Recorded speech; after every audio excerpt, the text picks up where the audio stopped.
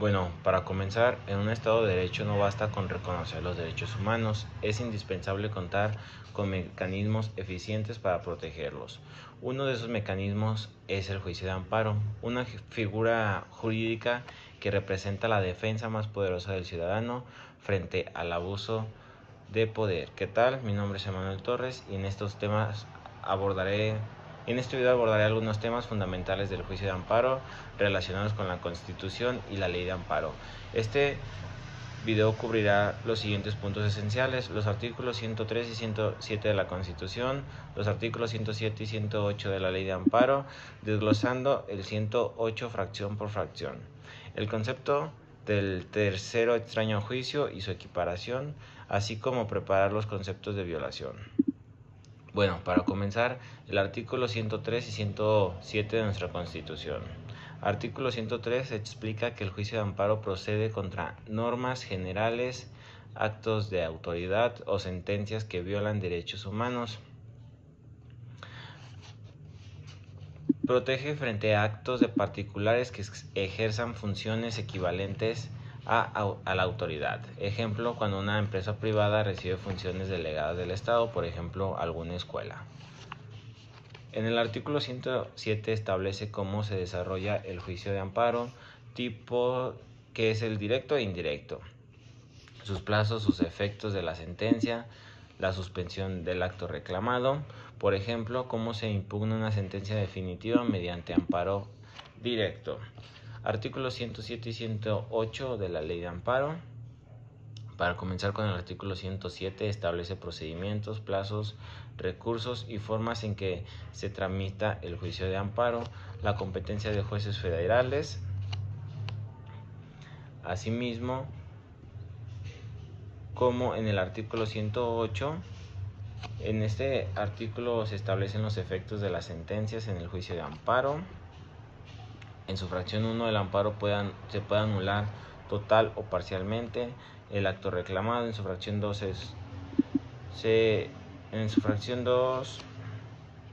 se restituye al quejoso en el goce del derecho violado. En su fracción 3, si el acto es una norma general, se puede declarar su inaplicabilidad. En su fracción 4, si hay reiteración de actos, la sentencia puede ordenar la suspensión definitiva. En su fracción 5, se obliga a la autoridad responsable a cumplir en su término bajo apercibimiento de sanciones. Y vamos a continuar hablando del artículo 108. En este, que es el tercer extraño juicio y por equiparación. Un tercer extraño juicio es una persona que no fue parte de un juicio, pero se ve afectada por la sentencia. Tiene derecho a promover un amparo indirecto para defender sus derechos, como por ejemplo, un inmueble fue embargado como parte de una sentencia civil, el propietario real no fue parte del juicio, pero su propiedad está en riesgo. Este puede promover amparo como tercero extraño. Y en el tipo de equiparación se da cuenta una persona que no fue formalmente parte, pero la autoridad la trató como tal, por ejemplo, un aval en un juicio mercantil que nunca fue demandado formalmente. Pero para continuar, ¿qué garantías tiene una persona que ni siquiera fue llamada al juicio pero resultó perjudicada? Es un tema muy bueno para reflexionar. Ahora bien, en nuestro tema número 4, ¿cómo preparar conceptos de violación? Para comenzar con su definición, son los argumentos legales mediante los cuales el quejoso explica por qué el acto reclamado es inconstitucional o ilegal.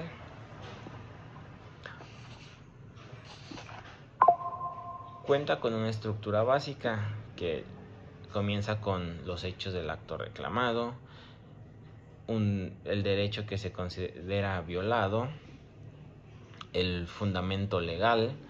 Aquí mencionamos artículos y jurisprudencias y tesis. Asimismo, la relación entre el acto y la violación del derecho, Aquí tenemos que encajar uno con el otro. Como algún ejemplo práctico se me ocurre lo siguiente. Si suponemos que el acto reclamado es una multa sin audiencia previa, el concepto de violación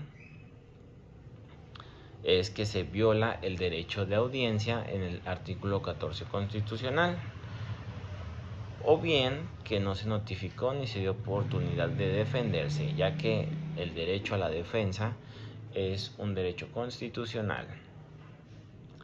Asimismo, en la jurisprudencia de la Suprema Corte de la Justicia de la Nación podríamos reforzar que toda sanción requiere de una audiencia.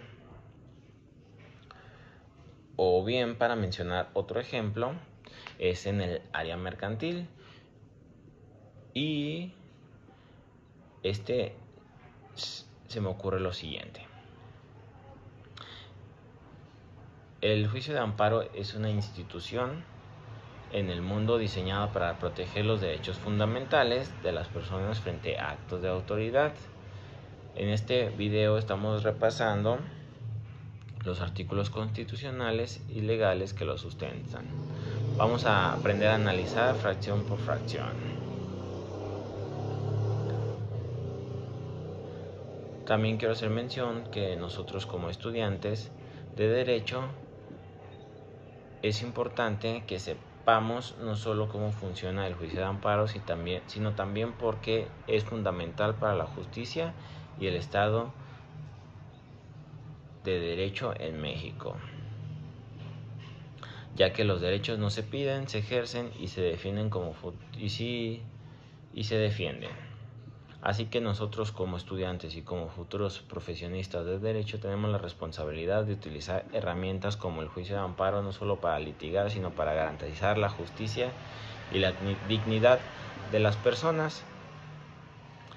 Así que personalmente te invito a seguir estudiando y cuestionando y preparando, porque el conocimiento jurídico es la mejor defensa frente a los abusos del poder. Ahora bien, para profundizar en los conceptos de violación, hay que imaginar los conceptos de violación como la tesis principal de una demanda de amparo. Aquí afirmas que un acto específico de una autoridad infringe derechos humanos garantizados por la Constitución política o tratados internacionales, muy importante. El objetivo es persuadir al juez de esta violación. Idealmente, cada concepto de violación debe ser un argumento independiente y autosuficiente, aunque todos contribuyen al objetivo general de que el amparo sea concedido. Como características clave de esto para que los conceptos de violación sean efectivos es que debe de tener claridad y precisión. Los argumentos deben de ser inequívocos para que el juez no deba de tener que adivinar lo que intentamos decir o qué derecho consideramos violado.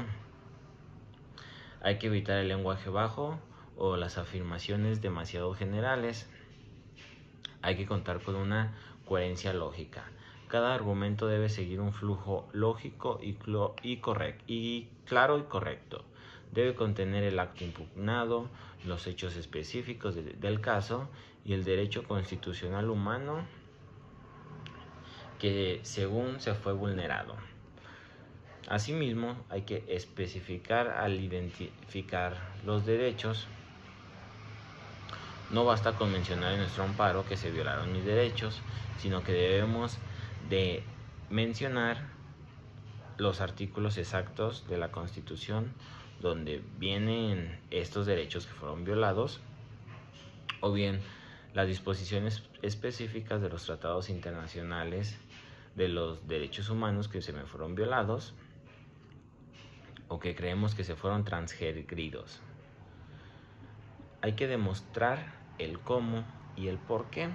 Esto es muy crucial y muy importante, ya que necesitamos explicar cómo el acto de la autoridad sea parte del mando constitucional o por qué infringe un derecho en específico.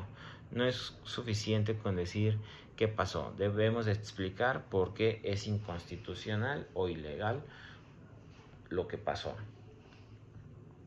Hay que ser muy pertinentes.